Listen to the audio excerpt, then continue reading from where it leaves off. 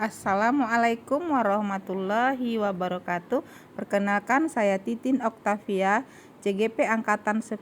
Berikut adalah tugas aksi nyata modul 1.4 tentang penyebaran pemahaman budaya positif kepada rekan sejawat SDN 18 Pematang Panjang.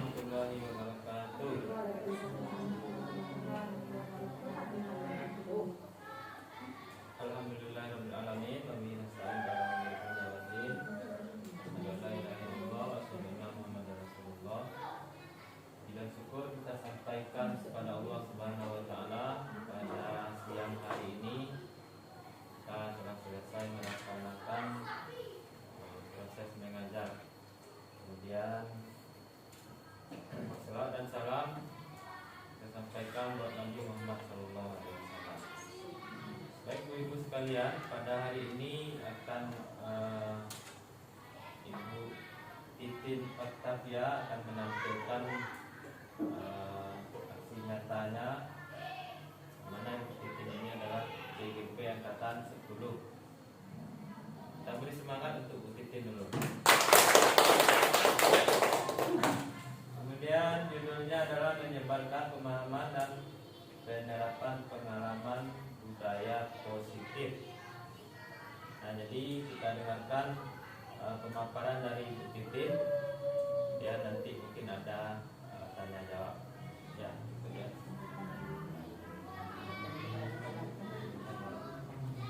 Namun sebelum Ibu Titin menyampaikan pemaparannya, kita dengarkan dulu sambutan dari Ibu Putri mewakili Ibu Kepala. Pada Ibu Putri kita persilakan.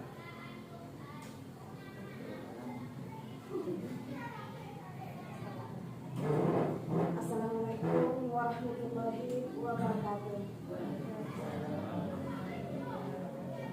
Puji syukur marilah sama-sama kita ucapkan kehadiran Allah Subhanahu wa taala, di mana kita masih diberi kesempatan untuk melakukan aksi nyata tentang menyebarkan budaya positif ini oleh CGP kita Angkatan 10, yaitu Titin Oktavia.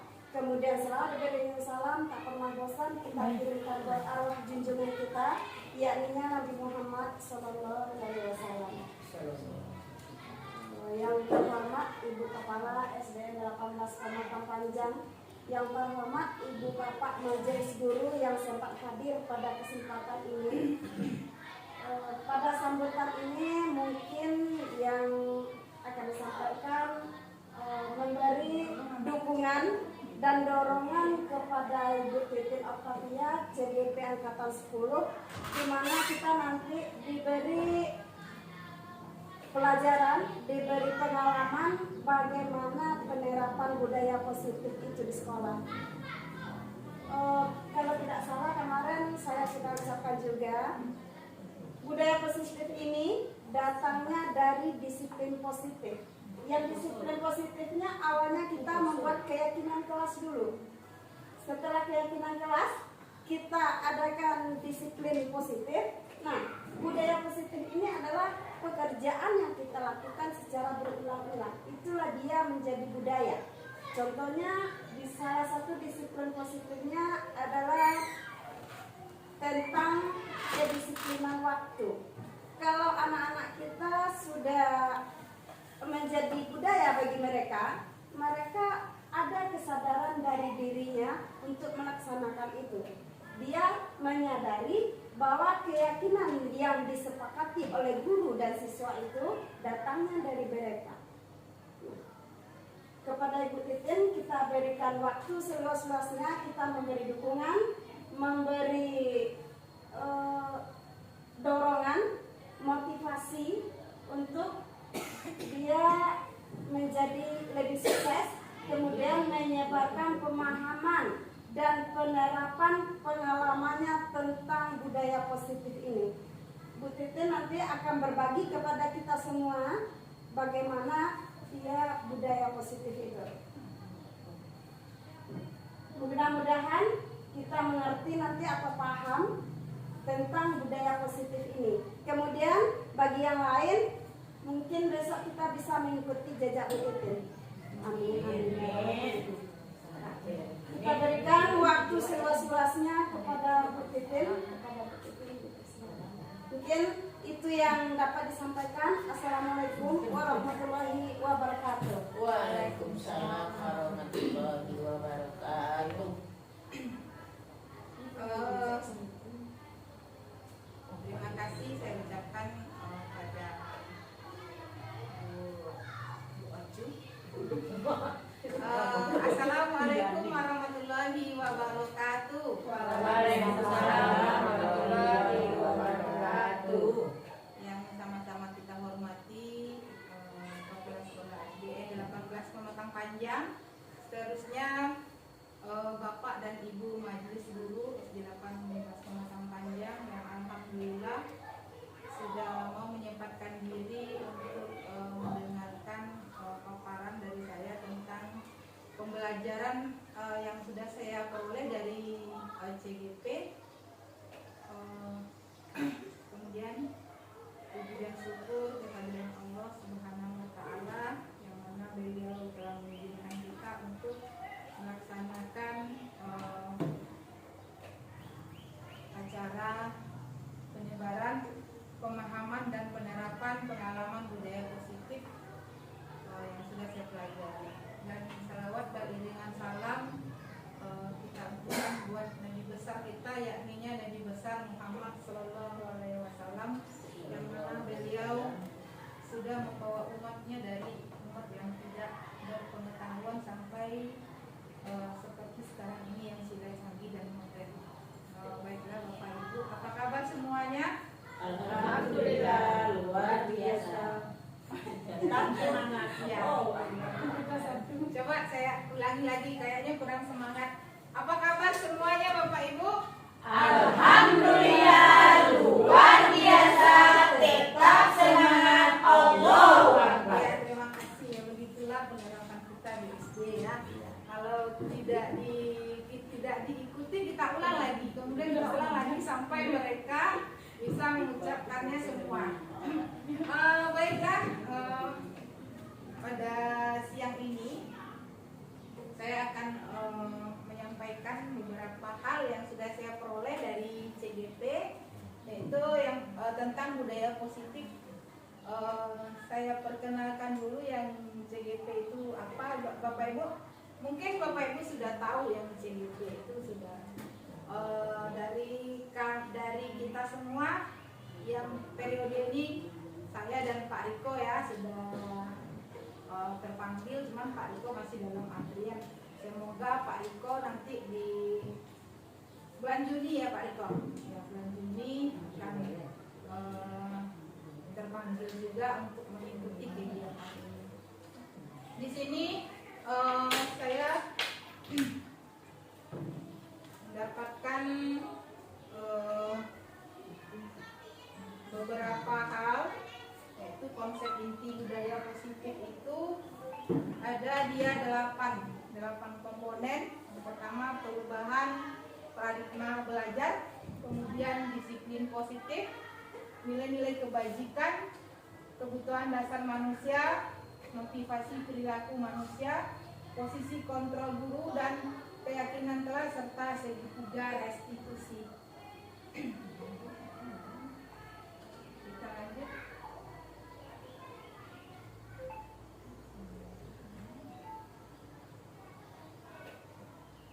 Pembelajaran paradigma baru, yaitu pembelajaran yang dirancang berdasarkan prinsip pembelajaran berdiferensiasi, sehingga para peserta didik belajar sesuai dengan kebutuhan berdasarkan tahap perkembangan yang sesuai dengan teori psikologi modern untuk mewujudkan profil Pancasila. Jadi yang dimaksud dengan pembelajaran paradigma baru yaitu pembelajaran yang berdiferensiasi yang muaranya kepada siswa. Kemudian pembelajaran paradigma baru itu dia ada profil Pancasila ya, ada berapa ini ada 6 komponen. Yang pertama dia beriman dan bertakwa kepada Tuhan yang Maha Esa. Kemudian berkebinekaan global, gotong royong, mandiri, kreatif, dan bernalar kritis. Jadi tujuan kita dalam mendidik di zaman sekarang adalah bermuaranya kepada siswa. Sekarang apakah Bapak Ibu sudah mulai pembelajarannya bermuara kepada siswa? Sudah, otomatis sudah ya, karena kita sudah mulai diperkenalkan di KKG tentang kurikulum merdeka.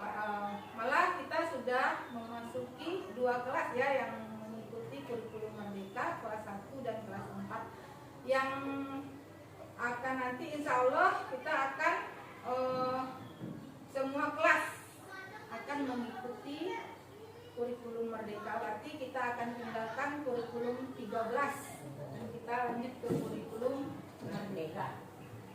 Kemudian yang kedua yaitu miskonsepsi tentang teori kontrol. Menurut William Glaser melalui choice theory meluruskan beberapa miskonsepsi tentang makna kontrol. Yang perlu diluruskan adalah kontrol. Kemudian kita sebagai guru itu bisa mengontrol murid, itu miskonsepsinya. Sementara murid itu tidak bisa atau tidak mau atau harus ada dorongan dari dirinya sendiri. Bukan kita yang istilahnya yang mengontrol murid itu miskonsepsinya. Kemudian penguatan positif efektif dan bermanfaat. Misalnya bujukan dan nasihat-nasihat. Jika terlalu dalam, murid bisa ketergantungan dan tidak mandiri dalam mengontrol dirinya. Jadi penguatan positif efektif ini kita biarkan pada murid saja. Jangan kita selalu yang memberi dia nasihat atau apa, biarkan muncul dari dirinya sendiri. Kemudian yang ketiga, kritikan dapat membuat orang merasa dapat menguatkan karakter. Kalaupun kita harus mengeluarkan kritikan, maka kritiklah secukupnya, dan kritikan tersebut harus membangun, bukan malah membuat murid tidak percaya diri. Itu juga miskonsepsi. Kemudian yang keempat, orang dewasa memiliki hak untuk memaksa. Selama ini kita begini ya, kita seolah-olah kita mempunyai hak atas murid kita. Kemudian itu adalah hal yang salah ya. Jadi menentukan pilihan itu adalah mereka, anak kita itu masing-masing. Ya. Inilah miskonsepsi tentang teori kontrol. Kemudian perubahan paradigma stimulus respon ke pendekatan teori kontrol, ada dia 2 kolom. Yang pertama stimulus respon dan teori kontrol. Kalau stimulus respon ini realitas atau kebutuhan kita bersama. Sebenarnya realitas itu kebutuhan kita berbeda ya sebenarnya. Kemudian semua orang melihat yang sama, hal yang sama. Kemudian yang sesungguhnya setiap orang itu memiliki gambaran berbeda. Kemudian yang berikutnya, kita mencoba mengubah orang agar pandangan sama dengan kita. Kalau di teori kontrolnya, kita berusaha memahami pandangan orang lain tentang dunia. Kemudian perilaku buruk dilihat dari sebagai suatu kesalahan. Yang sebenarnya semua perilaku itu ada tujuannya. Jadi tidak ada yang benar dan tidak ada yang salah. Kemudian orang lain bisa mengontrol saya. Orang lain bisa mengontrol saya. Kemudian yang di teori kontrolnya hanya kita yang bisa mengontrol diri kita sendiri. Itu yang sesungguhnya. Kemudian saya bisa mengontrol orang lain. Jadi tidak bisa orang lain mengontrol kita. Kemudian pemaksaan pada saat bujukan gagal. Saat kita ada pembujukan kemudian gagal, Nah, disinilah yang dimaksud dengan stimulus respon. Kemudian yang di teori kontrolnya, kolaborasi dan konsensus menciptakan pilihan-pilihan baru. Berarti tidak ada sebenarnya yang pemaksaan itu ya. Seharusnya kita berkolaborasi. Kemudian yang terakhir, model berpikir menang kalah. Kalau di teori kontrol, model berpikirnya menang, menang, dan menang. Tidak ada, berarti ada yang menang, ada yang kalah. Kita lanjut. Disiplin positif. Disiplin positif ini berasal dari kata disiplina, yang artinya belajar mengacu pada disiplin diri yang memiliki tanggung jawab terhadap apa yang dilakukan berdasarkan nilai-nilai yang diyakini. Arti disiplin positif itu adalah menumbuhkan disiplin yang didorong dalam diri anak tanpa hukuman atau hadiah. Berarti dia disiplin itu muncul dari diri sendiri, bukan paksaan dari orang lain atau bujukan dari orang lain. Berarti disiplin itu munculnya dari diri kita sendiri. Kita lanjut ke nilai-nilai kebajikan. Nilai-nilai kebajikan adalah sifat-sifat positif manusia yang merupakan tujuan mulia yang ingin dicapai oleh setiap individu. Contoh-contoh nilai kebajikan institusi atau organisasi, kalau di profil Pancasila itu ada beriman, bertakwa kepada Tuhan Yang Maha Esa, dan berakhlak mulia. Kemudian mandiri, bernalar kritis, ya, berkebinekaan global, dan royong serta kreatif. Sementara di Ibo Primary Years Program atau PYP, di sini dia ada rasa hormat, integritas, mandiri, menghargai, antusias, empati, keingintahuan, kreativitas, kerjasama, percaya diri, dan komitmen.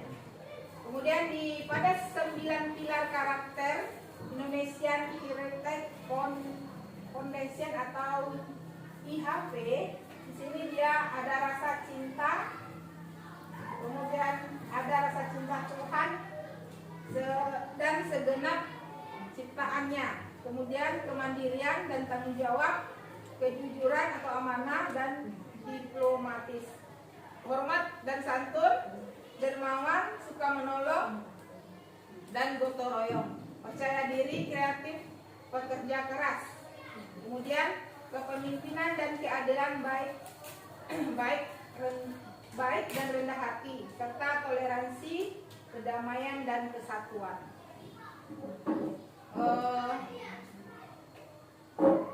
Dari beberapa poin, apakah saya terlalu cepat untuk menjelaskan Bapak Ibu? Nah, lebih cepat lebih lancar. Lebih cepat lebih lancar ya Bu. Sekarang kita lanjut.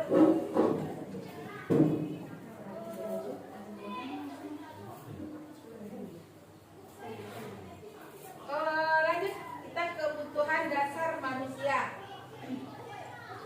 Kebutuhan dasar manusia adalah segala sesuatu yang kita lakukan untuk mendapatkan apa yang kita inginkan.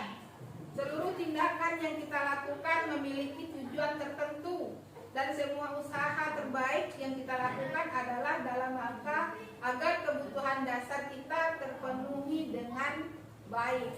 Jadi di sini kita juga sudah tahu ya, ada 5 kebutuhan dasar manusia itu. Yang pertama Asal jawab makan. ya, Kebutuhan ya, kebutuhan makan. Kemudian apa lagi? Ya, kasih sayang, ya. mana yang limo tuh? Ya, jadi kebutuhan dasar manusia itu dia ada 5 ya. Sebelum saya lihatkan poin saya, Bapak Ibu sudah mengerti. Jadi di sini Iya. Ada 5 kebutuhan dasar. Ibu-ibu sudah menjawabnya tadi. Yang pertama bertahan hidup. Ya, bertahan hidup di sini ada makanan, pakaian, tempat tinggal, ya, keamanan dan kesehatan. Ya, jadi yang sudah disebutkan oleh Bu Popi itu kebutuhan tadi untuk yang lain tadi. Nah, ini adalah kebutuhan utama bagi kita ya. Kalau tidak ada yang bertahan hidup ini bagaimana yang ini akan berjalan dia? Iya, ini adalah untuk kata Bu Linda untuk menyambung nyawa. Ya, di sini pada kebutuhan dasar manusia yang pertama ini kita sering mengabaikan pada siswa kita ya. Padahal jam-jam 8 itu jam laparnya siswa. Ya, tapi kita selalu, Bu, izin sebentar Bu, saya mau makan. Tunggu dulu, belajar dulu. Itu kebiasaan kita. Jadi anak kita ini bertahan hidup itu dia perlu. Makanya jam 8 kalau saya di jam pelajaran saya, kalau anak minta makan jam segitu Bu, saya kasih kesempatan dia 5 menit. Kalau sandalnya nanti semuanya makan. Kalau semuanya kita kondisikan di dalam lokal itu. Ya. Jadi anak-anak kita kan bawa bekal nih. Ya, kita kondisikan. Ya. Memang seperti itu, apalagi kita di SD. Kalau salah satu aja minta izin mau makan, semuanya mau makan. Ya. Kita penuhi itu Bu, itu adalah hak mereka. Kalau gurunya minta makan Bu, Boleh juga kita makan sama-sama, apa salahnya kita makan sama-sama dengan siswa kita. Ya. jadi dalam kelas Boleh. Ya. Jadi kalau ada minta makan Bu, kalau belum Bu minta makan lagi kan belum jam makan, jadi disuruh aja dia makan. Suruh aja dia makan Bu. Nanti kalau dia sebenarnya udah lapar, tapi karena kita tahan dia berarti kita sudah merampas haknya. Biarkan dia makan sebentar. Cuman kita harus kasih dia konsisten waktu. Misalnya kita kasih waktu 5 menit. Ya, kasih 5 menit baru kita mulai pembelajaran. Ya. Baik, kebutuhan dasar yang kedua yaitu kasih sayang dan rasa diterima. Di sini rasa dia diterima di kelas, kemudian dipedulikan, kemudian kerjasama menjadi bagian kelompok. Ya, berarti kita juga harus memberikan, ini paling penting Bu, kasih sayang untuk anak kita semua. Ya, rasa diterima itu dia paling diharapkan dari kita itu. Ya, kemudian lanjut penguasaan. Penguasaan ini adalah harga diri, keinginan untuk dianggap, memimpin, berprestasi, diakui dan didengar. Nah, saya dulu sebelum ikut CGP itu memang mendengarkan keluhan anak ini jarang sebenarnya. Saya dulu sistemnya otoritas ya. Jatuh titiknya dari saya semuanya. Saya tidak mendengarkan keluhan, Ibu saya tidak bisa main bola Bu, tidak pernah saya mendengarkan kata-kata yang itu. Kalau sekarang setelah mengikuti pembelajaran ini rasanya tersentuh, apalagi di modul 1.1 tentang filosofi Ki Hajar Dewantara. Kalau kita ini ibaratnya seorang petani yang menanam tanaman di tanah yang belum tentu dia subur apa. Jadi karena istilahnya rawatan kita diistilahkan seorang petani, kita merawat tanaman itu walaupun tanahnya tidak subur, tapi rawatan dari seorang petani yang ulet, kemudian dia memberi pupuk, menyiram, kemudian merawat tanaman itu dari hama-hama, maka tanaman itu akan tumbuh subur. Jadi intinya bukan tanahnya ya, bukan lahannya, tapi petaninya. Berarti datangnya dari guru. Nah, jadi setelah mempelajari modul 1.1 waktu itu saya tersentuh, oh rupanya saya begini dulu yang mengajar. Rupanya saya mengajar itu terlalu egois. Ya, anak itu bisa saya yang mengendalikan. Kalau sekarang memang ya dari anak datangnya. Itu kita lanjut. Ya, ada tadi sedikit curhatan ya. Kemudian ada kebebasan. Manusia itu kebebasan seperti mandiri, memiliki pilihan atau mencoba hal baru, mampu mengendalikan diri, ya mengendalikan arah dirinya. Itu yang kebebasan. Kemudian yang terakhir kesenangan, bermain, humor, antusias dan tertawa. Jadi inilah 5 kebutuhan dasar manusia yang kita butuhkan. Sekarang, apakah kita sudah memberikan 5 kebutuhan dasar ini pada anak-anak kita? Sebagian kecil udah loh Bu. Ya, alhamdulillah ya, walaupun sebagian kecil, tapi sudah membawa dampak yang besar untuk anak kita. Kemudian kita lanjut. Ada yang mau ditanyakan Bapak Ibu tentang 5 kebutuhan dasar manusia? Pak Eko? Sepertinya terharu Pak Eko.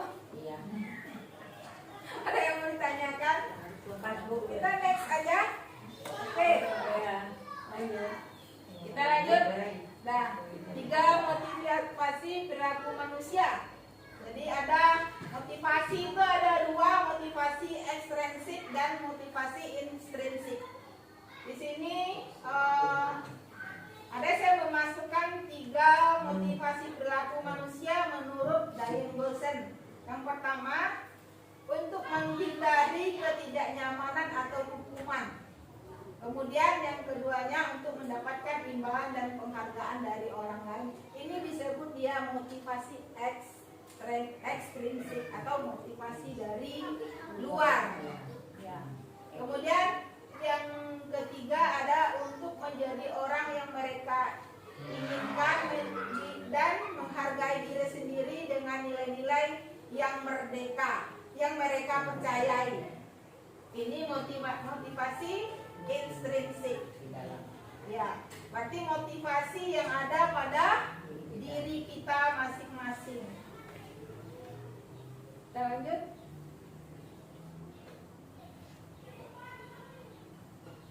Kemudian di sini ada 3 identitas. Yang pertama hukuman. Hukuman ini dia tidak terencana atau tiba-tiba. Itu hukuman. Misalnya hari ini anak kita terlambat. Kemudian kita langsung memberikan hukumannya berdiri di depan kelas dengan 1 kaki. Ya itu secara tiba-tiba, tidak kita pikirkan dulu bagaimana efeknya, bagaimana terhadap diri anak nanti ya. Jadi tidak terencana atau tiba-tiba saja kalau hukuman. Kemudian murid tidak tahu yang akan terjadi atau tidak dilibatkan. Berarti hukuman itu datangnya dari kita sendiri. Kemudian bersifat satu arah. Itu dia yang datangnya dari kita sendiri ya, bersifat satu arah. Lautannya dari guru saja. Kemudian berupa hukuman psikis atau psikis. Di sini ya, kalau dulu waktu saya SD, hukuman itu dia bersifat fisik gitu. Kalau sering dulu di SD, tapi karakter kita memang beda dengan anak sekarang. Kalau anak sekarang kita kalau sudah main fisik atau psikis, kita sudah kena HAM. Kena HAM. Iya, HAM pertama. Ya. Di sini kita tidak ada ya yang menggunakan hukuman ini. Mudah-mudahan. Masih. Kalau saya masih karena di bukan fisik ya, tapi sudah mulai hukumannya sudah mengarah ke yang positif. Membangun. Ya, membangun. Kalau tidak kita gunakan yang sistem secara hukuman ini, anak-anak itu tidak akan jerah. Iya. Ya, pasti akan ada kita melaksanakan yang namanya hukuman. Ya, jadi di sini hukuman ini dia dimasukkan kepada identitas gagal. Ya. Kemudian lanjut ada konsekuensi. Di sini konsekuensi ini dia terencana atau disepakati sesuai dengan peraturan. Kemudian murid tetap dibuat tidak nyaman kalau dengan konsekuensi ini. Sikap guru selalu memonitor murid. Ya, memonitor kalau di konsekuensi ini. Istilahnya kita kita pantau dia terus kalau di konsekuensi. Kemudian pada restitusi, ya, ini proses penciptaan kondisi bagi murid untuk memperbaiki kesalahan. Kemudian proses kolaborasi dan mengajarkan murid untuk mencari solusinya sendiri. Ini sudah masuk kepada hal yang paling baik ya, Bu. Ya, ini dia masuk yang dua, ini dia masuk ke identitas sukses. Nah, ini yang sudah paling suksesnya ini yang di restitusi. Ya, di sini kita sudah menciptakan kondisi murid itu untuk memperbaiki kesalahannya. Kita menyadari. Kita tanyakan pada siswa tentang kesalahannya yang sudah dilakukannya.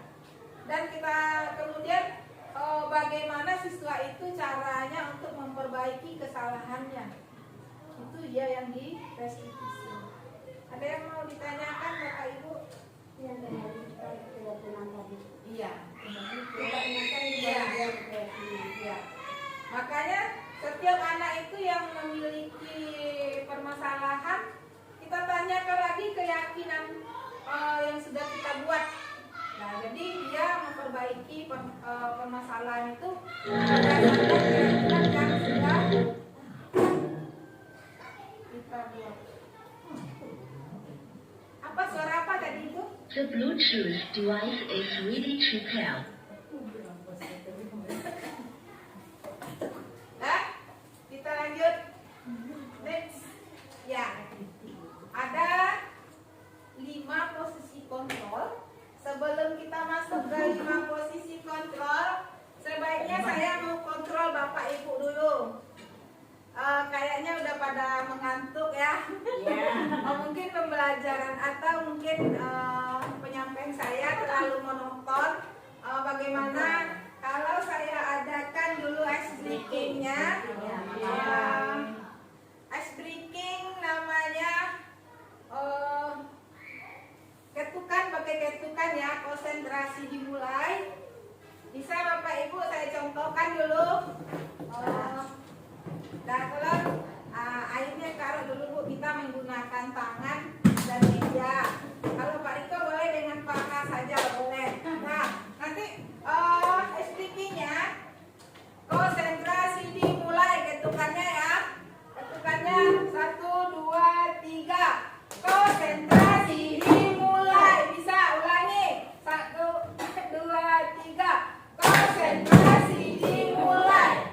Nah, kalau sudah konsentrasi dimulai, ulangi lagi tepukannya. Kemudian saya menyebutkan nama saya dan nama ibu-ibu. Kemudian ibu, kalau misalnya saya menyebutkan nama saya dan nama ibu Kopi, kemudian ibu Kopi lagi menyebutkan namanya dan nama teman lain. Bisa? Nah, 1, 2, 3. Konsentrasi dimulai. Titin Kopi. Kopi Isel. Kita ulangi lagi ya. 1, 2, 3. Konsentrasi dimulai. Titin Riko.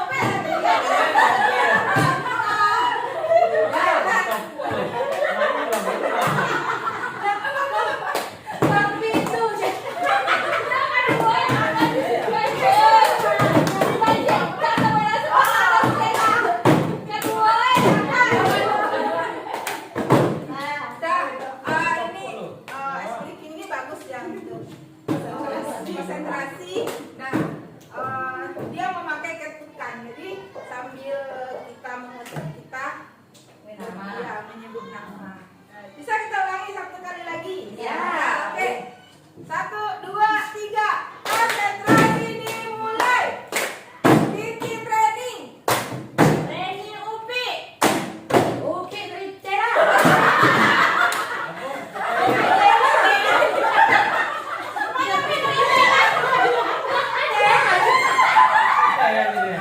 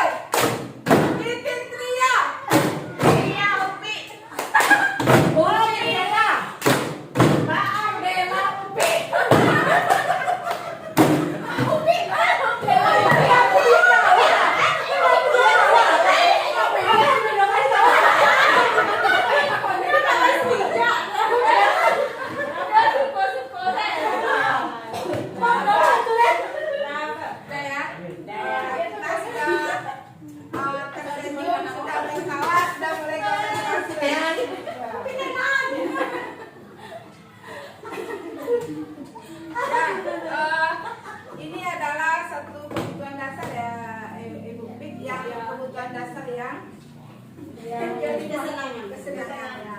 Bahagia itu penting. Ya. Baik, sudah bisa konsentrasi lagi Ibu? Ya. Nanti saya kasih ya speaking yang lebih lagi ya, yang lebih menantang. Lanjut kita masuk kepada 5 posisi kontrol. Sebagai guru ya, ada 5 posisi kontrol yang ada. Pasti ada pada diri kita. Yang 5 ini pasti ada. Yang pertama yaitu penghukum. Ya, penghukum. Kemudian ada dia pembuat merasa bersalah. Yang ketiga sebagai teman. Yang keempat pemantau, dan yang kelima sebagai manajer.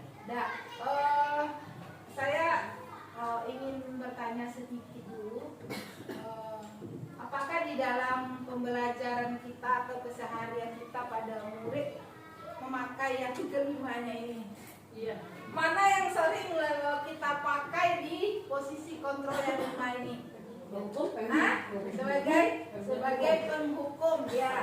Tanpa kita sadari kita sudah menjadi hakim ya.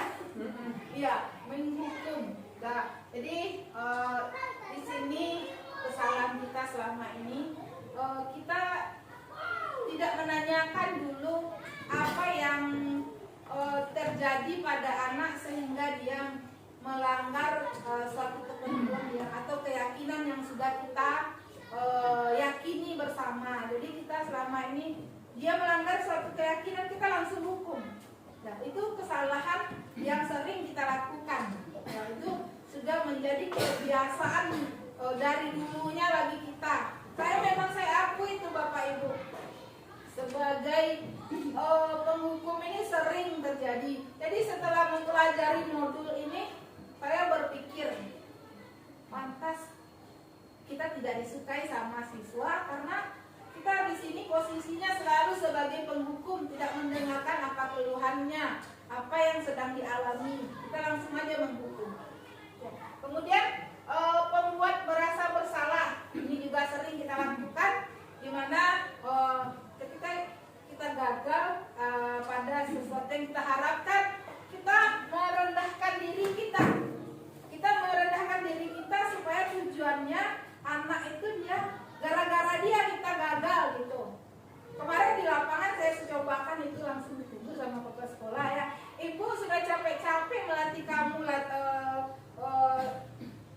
PBB, tetapi kamu tidak menerapkannya. Berarti karena kita bilang sama dia kita udah capek-capek, berarti timbul rasa kesalahan sama dia. Itu yang menimbulkan, membuat dia merasa bersalah. Kemudian sebagai teman, kalau kita perlakukan murid kita sebagai teman, ini bagus juga. Cuman nanti dia akan meremehkan kita, atau dia akan menganggap kita teman, bukan gurunya.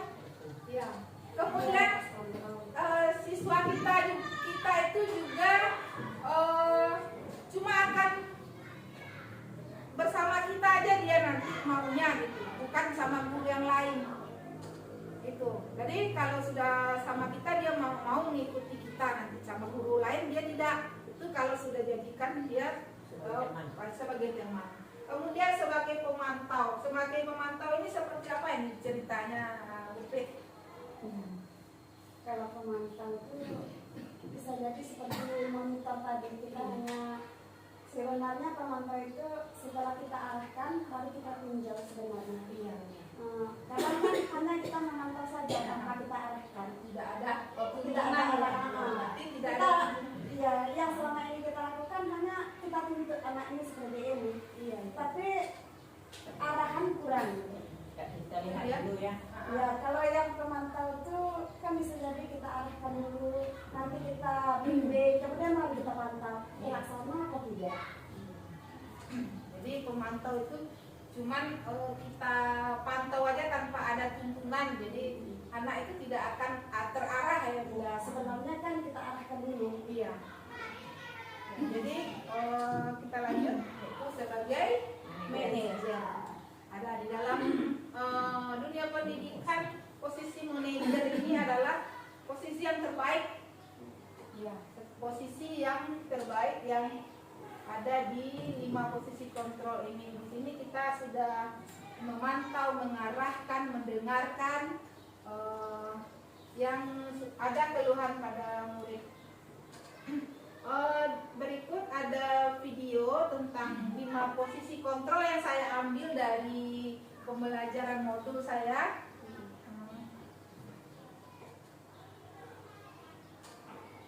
Dengan ini ke situ saja ya. Apa?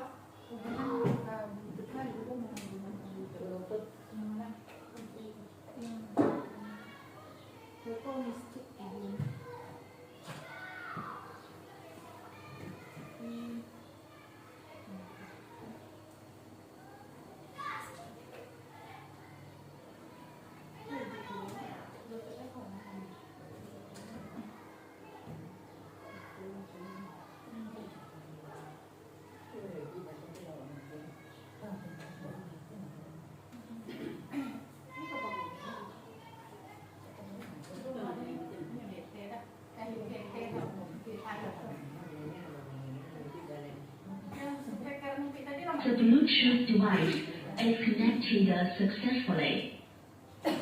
Nah, berikut adalah video 5 posisi kontrol yang ada dalam modul saya. Mari sama-sama kita simak.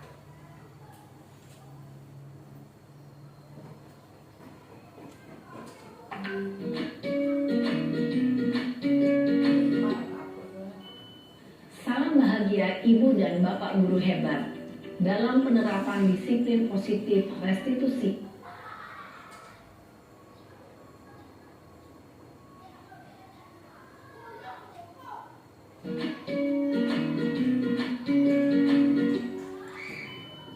Salam bahagia Ibu dan Bapak guru hebat dalam penerapan disiplin positif restitusi. Salah satu program yang dikembangkan adalah 5 posisi kontrol. 5 posisi kontrol dalam restitusi adalah proses perjalanan seorang pendidik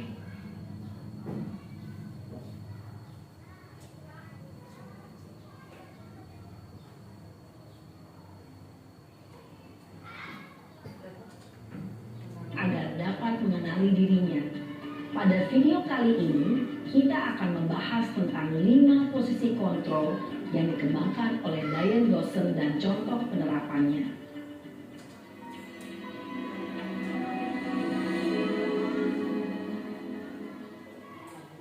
Lima posisi kontrol itu adalah 1. Posisi penghukum, 2. Posisi pembuat merasa bersalah, 3. Posisi teman, 4. Posisi pemantau atau monitor, dan 5. Posisi manajer. Untuk lebih memahami kelima posisi tersebut, mari kita saksikan kasus Naren yang terlambat hadir 20 menit di sekolah dan melihat bagaimana kelima posisi kontrol dalam menghadapi masalah tersebut.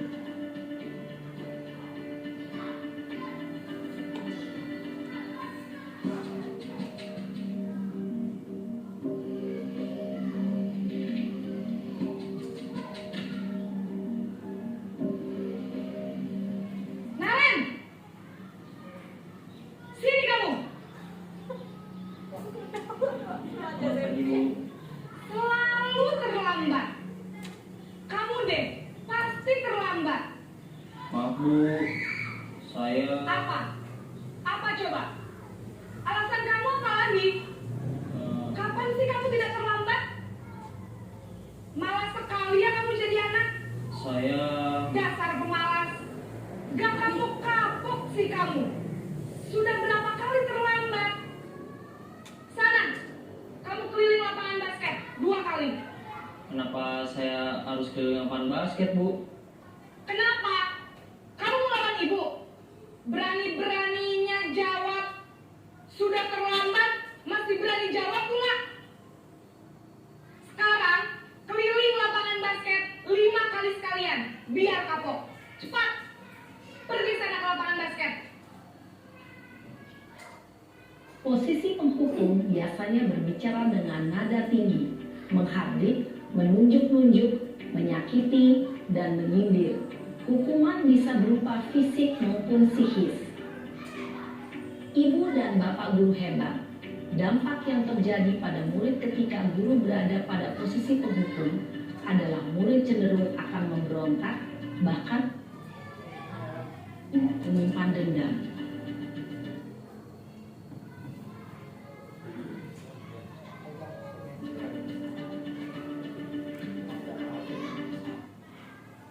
Kemudian pembuat rasa bersalah.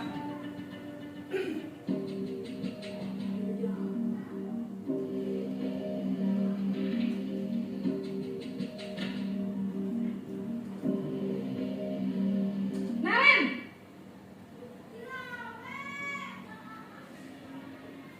Selamat pagi, Bu. Naren. Kamu kenapa terlambat lagi, nak? Ya Tuhan, Naren. Kamu senang ya bikin ibu susah ya? Kalau kamu terlambat lagi, nanti ibu yang ditegur bapak kepala sekolah, nak. Disangka ibu tidak bisa membina kamu. Duh, gimana ini? Maaf, Bu. Duh, Gusti Naren. Kamu suka ya kalau ibu ditegur bapak kepala sekolah?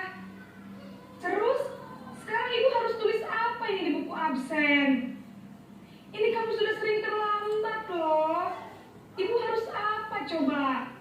Maaf, Bu. Maaf sekali. Ya sudah, lain kali jangan bikin ibu susah lagi ya nak ya. Ibu tidak akan kuat lagi kalau kamu begini terus. Bisa jantungan kalau ibu ditegur bapak kepala sekolah. Sana cepat kelas. Maaf ya, Bu. Maaf sekali. Posisi pembuat rasa bersalah berbicara dengan nada tenang, cenderung lembut. Namun kata-kata yang diutarakan membuat murid merasa menjadi orang yang gagal. Memandang buruk dirinya sendiri, merasa tidak berharga, dan tidak sanggup membahagiakan orang lain. Ketika guru mengambil posisi pembuat rasa bersalah, murid akan menganggap dirinya yang bersalah dan ia akan menyimpan emosi negatif tersebut di dalam dirinya.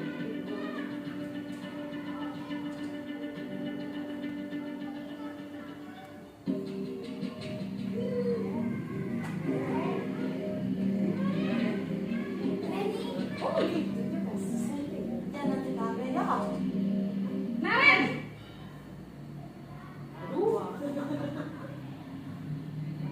Selamat pagi, Bu. Wah, sudah jam berapa ini nak? Terlambat lagi ya sayang. Iya, Bu. Habis ibu saya lupa membangunkan saya, Bu. Kamu malah menyalahkan ibu kamu. Kamu bukannya anak yang larinya paling kencang. Kok terlambat sih? Iya, Bu. Saya memang terlambat bangun tadi. Jadi, biarpun saya lari kencang, tetap nggak kekejar, Bu. Ya sudah sana. Nanti lain kali larinya lebih kencang lagi ya. Biar gak terlambat lagi. Bikin senang ibu. Demi ibu. Bisa kan? Bisa lah, Bu. Ya sudah sana masuk kelas. Ibu beresin urusan absen kamu. Kamu ini ada-ada saja. Dalam posisi teman, guru berbicara dengan nada suara ramah, akrab, cenderung bersenda gurau untuk menjaga suasana tetap santai.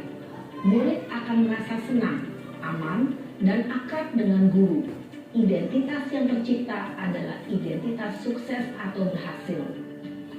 Namun, perlu diingat, karena ini masih dorongan eksternal, maka ada faktor ketergantungan dari murid kepada orang tertentu. Di sini, guru aksennya, sehingga di lain waktu, murid bisa berperilaku baik, namun hanya kepada orang-orang tertentu saja.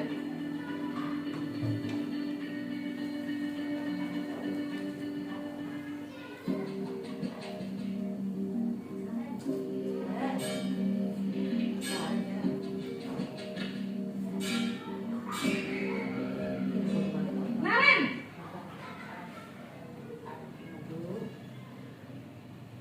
Selamat pagi, Bu. Naren, apa peraturan sekolah kita tentang jam berapa kita harus masuk sekolah, nak? Kita harus di sekolah jam 7, Bu. Iya betul, sekarang sudah jam 7.20. Naren sudah tahu konsekuensinya jika terlambat hadir. Paham, Bu. Saya harus tinggal kelas pas jam istirahat selama 20 menit. Iya benar, konsekuensinya demikian. Jadi nanti jam 9.30 pas istirahat, kamu harus tinggal di kelas, kerjakan tugas tambahan untuk ketertinggalan kamu, ya? Baik, Bu. Posisi pemantau mengandalkan penghitungan atau data untuk mengontrol murid.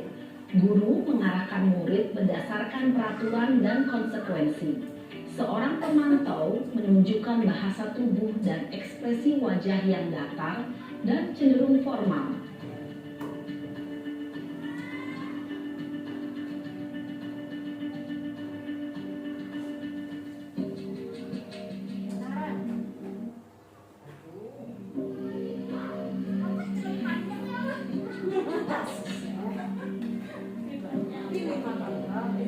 Naren, Selamat pagi, Bu. selamat pagi Naren. Maaf, Bu. Saya terlambat. Iya, sekolah masuknya jam 7, sekarang sudah jam 7.20. Jadi sekarang bagaimana ini Naren? Maaf, Bu. Saya lupa setel alarm saya semalam. Baiklah, menurut kamu, keyakinan sekolah yang mana yang perlu kamu tingkatkan? Menghargai diri sendiri dan orang lain mungkin ya, Bu. Setuju. Jadi, apakah Naren meyakini prinsip saling menghormati tersebut? Iya, Bu. Saya meyakininya. Apakah Naren bersedia memperbaiki masalah keterlambatan ini? Bersedia, Bu. Bagaimana kamu akan perbaiki masalah keterlambatan ini? Saya akan coba untuk tidak lupa menyetel alarm saya, Bu. Baik, kalau Naren lupa menyetel alarm di rumah, ada orang yang kira-kira bisa bantu mengingatkan tidak? Ada, Bu. Kakak saya, Kak Emma. Ada lagi selain Kak Emma? Selain Kak Emma, ada ibu saya. Baik, jadi yang mengingatkan Naren adalah Kak Emma dan ibu kamu ya? Kira-kira akan mulai setel alarm kapan nih Naren? Setelah pulang sekolah, akan segera saya lakukan. Baik, jadi Naren akan setel alarm untuk bangun besok pagi dan akan diingatkan oleh kakak dan ibunda Naren ya. Ada lagi yang mungkin perlu dilakukan Naren agar tidak terlambat bangun lagi. Tidak ada, Bu. Baik Naren, terima kasih untuk kerjasama kamu. Sekarang kamu perlu kembali ke kelas untuk belajar. Baik, Bu. Terima kasih. Ya. Iya. Jadi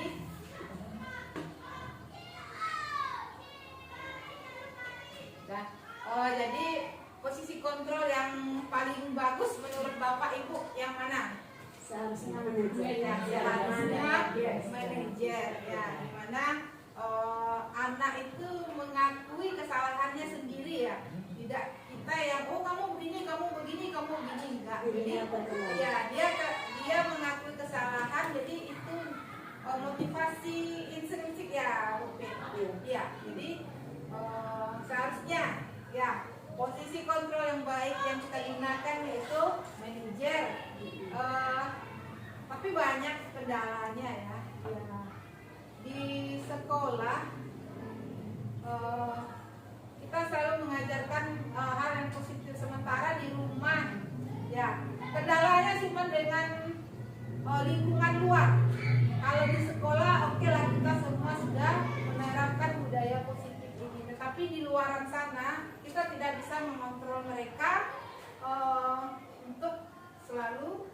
Tapi dengan usaha kita ya sebagai guru, kalau kita sudah terapkan sebagai manajer, walaupun kemana dia nanti akan pergi, kalau sudah ada di dalam dirinya motivasi dirinya untuk menjadi ke arah yang lebih baik, dia tidak akan berubah ke arah yang negatif, karena kita sudah menanamkan budaya positif di sekolah kita. Kita lanjut.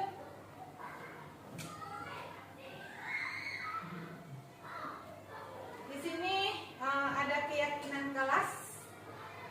Keyakinan kelas itu, mengapa harus keyakinan kelas? Kenapa tidak peraturan kelas saja? Mengapa Bapak Ibu? Kalau peraturan itu ya Ibu, kalau saya tahu Ya. peraturan itu kita ya dari kita. Kalau peraturan datangnya dari guru, Ada sanksinya. ada sanksi atau ada hadiah. Iya.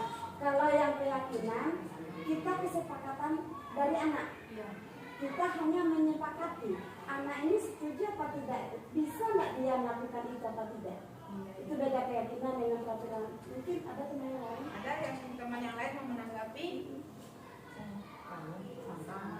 Ya, tepuk tangan untuk Ibu. Ya, jadi ya kenapa tidak peraturan kelas ya? Karena peraturan itu sistemnya istilahnya dia punishment atau ada sanksinya atau ada hadiahnya nanti kalau peraturan itu. Jadi itu makanya kita membuat keyakinan kelas, bukan peraturan kelas. Kita lanjut. Di sini saya pribadi ya, saya sudah menerapkan setiap di pembelajaran ada keyakinan kelas. Tapi alhamdulillah tadi waktu upacara Ibu Kopi ya, saya lega sekali rasanya sudah menanyakan keyakinan kelas pada anak. Jujur Bu Kopi, alhamdulillah dalam hati saya tadi. Biasanya kita kan belum langsung aja ke kegiatan pagi. Tadi Bu Kopi. Dan nggak ada penyali saya tadi. Iya. Jadi sudah ada kemajuan gitu. Setiap ada kegiatan kita tanyakan dulu keyakinan kelas kita, supaya nanti ke depannya. Saya lihat anak-anak tadi kan setelah membuat keyakinan kelas itu, anak-anak kan tidak beberapa orang dia yang tidak mengikuti apa yang sudah kita bikin keyakinan kelas itu. Jadi itu salah satunya untuk membuat keyakinan kelas itu, membuat anak kita itu serius jadinya ya Bu Pit ya, untuk melakukan Konsentrasi. ya. Jadi sudah ada perubahan ya. Yang pertama pada diri saya, biasanya saya ada kegiatan pagi langsung halo-halo saja. Tidak ada.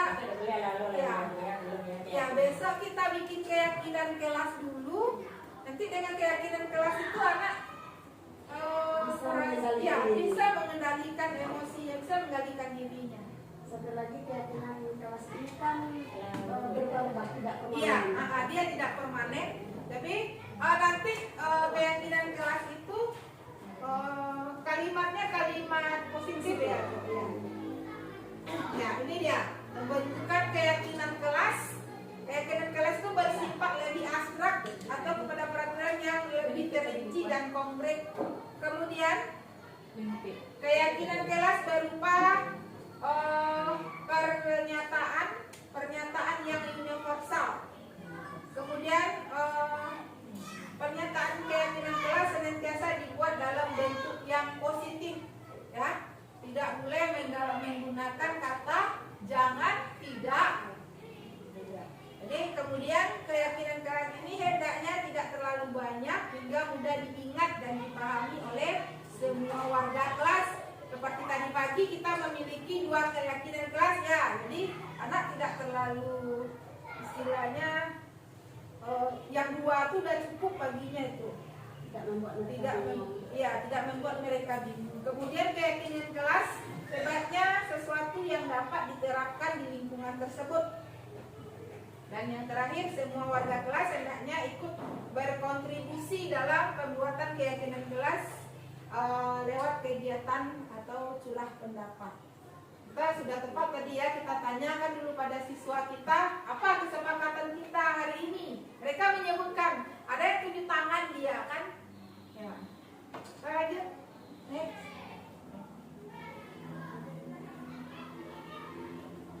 Ya, segitiga restitusi ya. Segitiga restitusi ini suatu proses dialog yang dijalankan oleh guru agar dapat menghasilkan murid yang mandiri dan bertanggung jawab. Ada 3 tahapan segitiga restitusi. Yang pertama, validasi tindakan yang salah.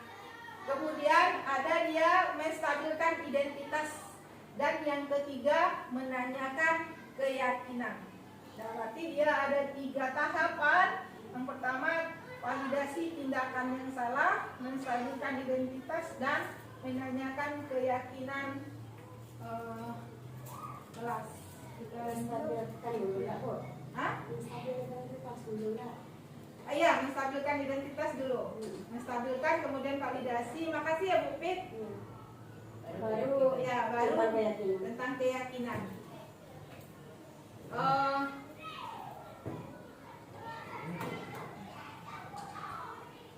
Menstabilkan identitas berdasarkan prinsip member kesalahan adalah bagian dari proses pembelajaran. Jadi tidak ada yang salah ya Ibu. Kesalahan itu adalah proses pembelajaran.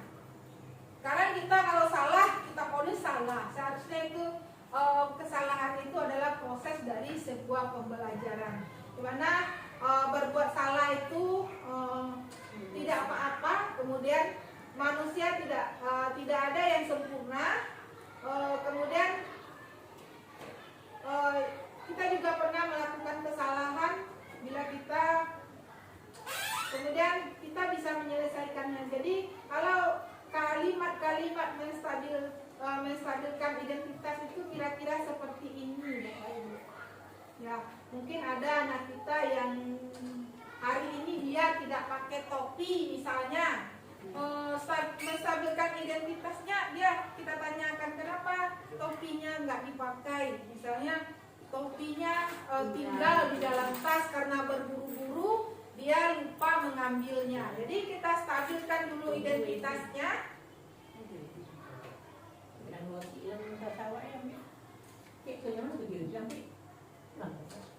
Ya, kita stabilkan identitasnya. Misalnya, itu hal yang lupa itu hal yang biasa. Itu misalnya penstabilan identitasnya. Bukan malah kita itu makanya Ibu bilang kopinya itu ditaruh di dalam tas, dipakai. Kan seperti itu. Cuma kita dia lupa. Betul, manusia itu pasti mempunyai sifat yang hilang. Jadi ya nadanya juga nadanya dan di re-nya. Kalau di do yang tinggi, kan pakainya. Makanya langsung makanya maka beli topi. Nanti kalau sudah di lokal Jadi cara penstabilan identitas itu tidak harus dengan nada yang tinggi atau bahasa yang kasar. kalau sedang emosi saya Bu bicara. Kalau emosi, ya kalau emosi, kalau emosi sarannya jangan dulu bicara. Ya, jangan dulu bicara. Tahan dulu. Kalau maupun bicara nanti akan menyakiti mereka. Mencetak kata-kata itu tak terkontrol. Iya. Kalau lagi emosi jangan dulu bicara, hentikan dulu pembicaraan. Atau tarik nafas ya, hidup nafas ya, lepaskan. Kadang-kadang tentang posisi awak di waktu sekolah pun ya. Ya, Tapi iya memang teori itu berbeda. teori memang berbeda. Tapi secara berangsur-angsur dia akan Kalau bisa bisa, nanti ya, akan bisa. Cuma awak besok kan eksperimen dari teori kan. Untuk di rumah Iya. di sekolah. Kebiasaan dari rumah dulu. Iya. Biasanya anak yang sering dihardik di sekolahnya itu akan susah gurunya jadinya. Biasanya dia sering dihardik di rumah, kalau di sekolah dia cobalah susah kita hardik. Kalau tidak kita hardik pula dia nggak mau ikut apa yang Nanti rasanya sama awak itu komunikasi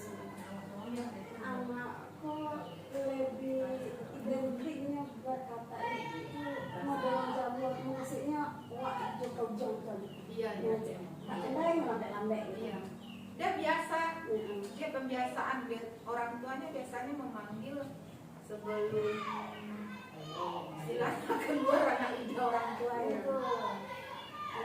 Sudah terbawa di rumah ya. Sudah terbawa dari dekat lingkungannya. Iya lingkungan. Tapi menjejak kokak itu sih itu kokaknya. Kadang itu sebenarnya tidak perlu dia. Wah cara ngeliatin kamar. Tahu dah si A. Masalah wak di lingkungan wak di rumah lagi. Saya boleh saya buka. Kita mau dah tu deh. Ibu dah apa dah tu? Ya itu salah. Tapi itulah yang terjadi. Itu yang terjadi, itu yang realitanya. Dan kita lanjut itu validasi tindakan yang salah. Kalau validasi tindakan yang salah ini bisa kita pakai kata-katanya yang seperti ini. Kamu pasti punya alasan mengapa melakukan hal itu.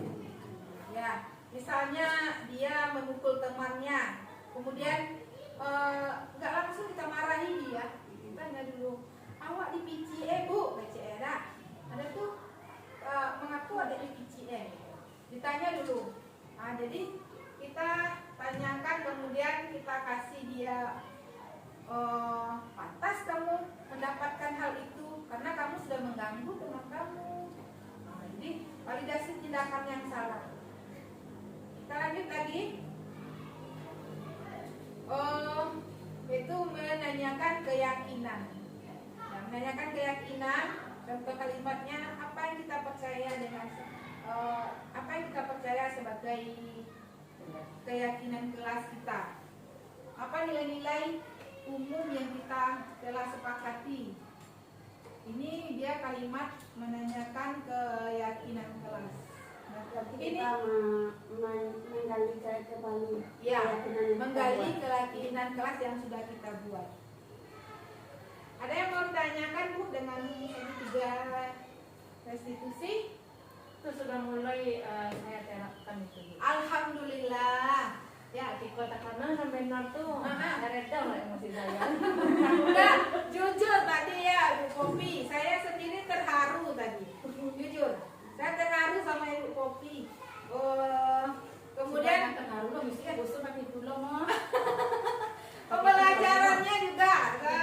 Semenjak mulai semenjak mempelajari segitiga restitusi. Di PBM ya. Ya. Kemudian pun di waktu di cerdas cermat pemberian soal kepada anak yang IQ-nya lebih tinggi dan yang lebih rendah itu sudah ini. Nah, kepala sekolah pun sudah cerita-cerita sama saya, Bu, itu udah bagus sekarang ya. Dia sudah menerapkan yang namanya berdiferensiasi, pembelajaran Kalau di berdiferensiasi. ujian tidak bisa. Tepuk tangan untuk Ibu Kopi. Kalau di ujian mungkin nggak mau soal sebanyak itu. Iya. Cuma yang memang untuk ekstra. Ekstra. Itulah di SD ini kita memang ya ekstra. Kalau di lapangan mungkin kita tidak harus menyebut kelasnya ya Bu. Iya. Mungkin keyakinan saja. Keyakinan sekolah namanya Bu. Iya. Tidak Ya, keyakinan kelas. sekolah. Keyakinan sekolah. Ya, keyakinan boleh juga. Kalau di lapangan ya. Kalau di lapangan masalahnya skopnya kan udah besar. Ya, kelas awal ya. Keyakinan kita hari ini apa gitu. Seperti itu yang kita tanyakan. Nah, kemarin ya Bapak Ibu saya sudah melakukan praktek yang namanya segitiga restitusi, di mana permasalahannya ya pada anak kelas 2 dan anak kelas 6. Berikut adalah videonya. Ya. Ini salah satu video. Komisi kalau boleh udah kita ya. Boleh Bu, silakan Bu.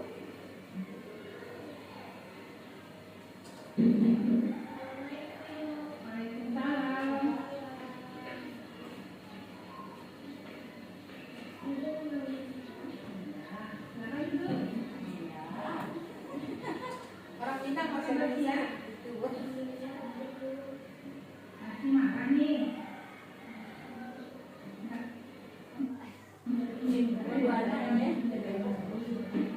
Bisa ya.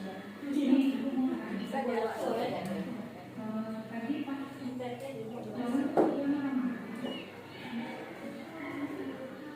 Memang kenapa ya?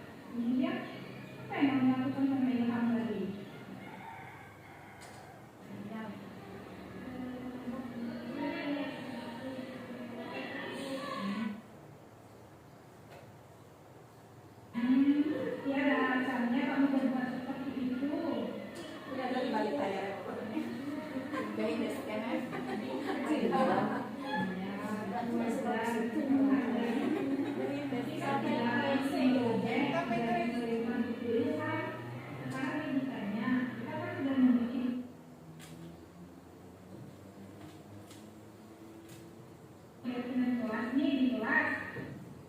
Keyakinan kelas mana sudah dijalankan.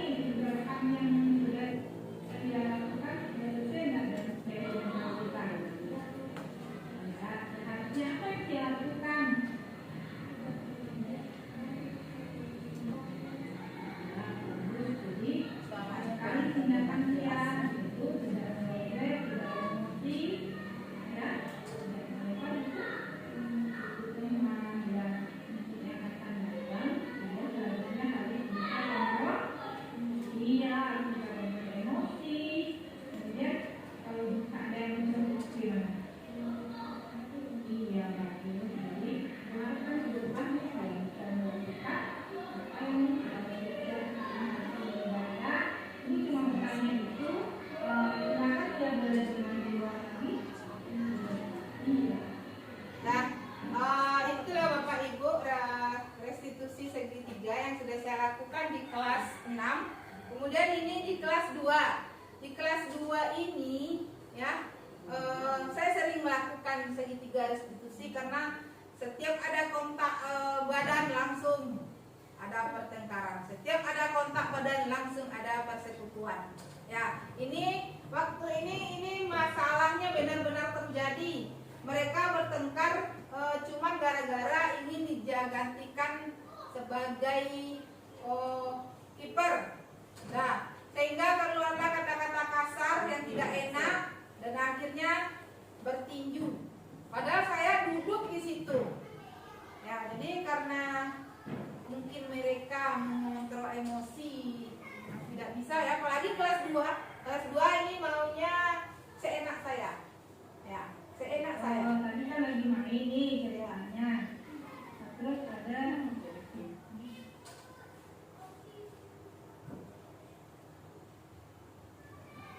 tengok tadi kalian bertengkar. Kebutuhannya satu kaki dulu dari tadi permasalahannya lagi Bahasa daerahnya kental kok. Iya. Itu alam. Hah?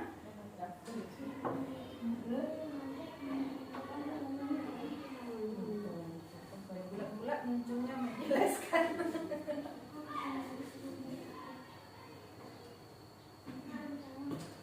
Aku sini ya, Enggak, dia bahasa Minang. aku udah bagi saya. ya itu kok. Sekarang dari Marcel, apa yang akan Marcel lakukan ke depannya nanti supaya tidak terjadi pertengkaran yang seperti tadi? Boleh mencontohkan, semuanya udah tahu nih kita nih harus baik dengan teman dan boleh bertengkar. Sekarang apa lagi yang Marcel sama Rizky akan Itu tadi ya Bu, penyampaian tentang budaya positif dari saya. Saya screenshot. Terima kasih sudah mendengarkan saya bercerita panjang lebar. Semoga harapan saya ya ke depan, semoga saya selalu dalam posisi yang sadar. Nah, tidak lupa diri, selalu terkontrol, karena manusia itu biasanya ya tak lupa, tak selalu hilang. Ya, semoga doa saya ke depan, saya dan ibu-ibu semoga bisa menjadi guru yang diinginkan siswa, itu guru posisi kontrolnya yang manajer. Ya, manajer. Saya sudahi dengan wassalamualaikum warahmatullahi wabarakatuh. Waalaikumsalam. Tangan dulu.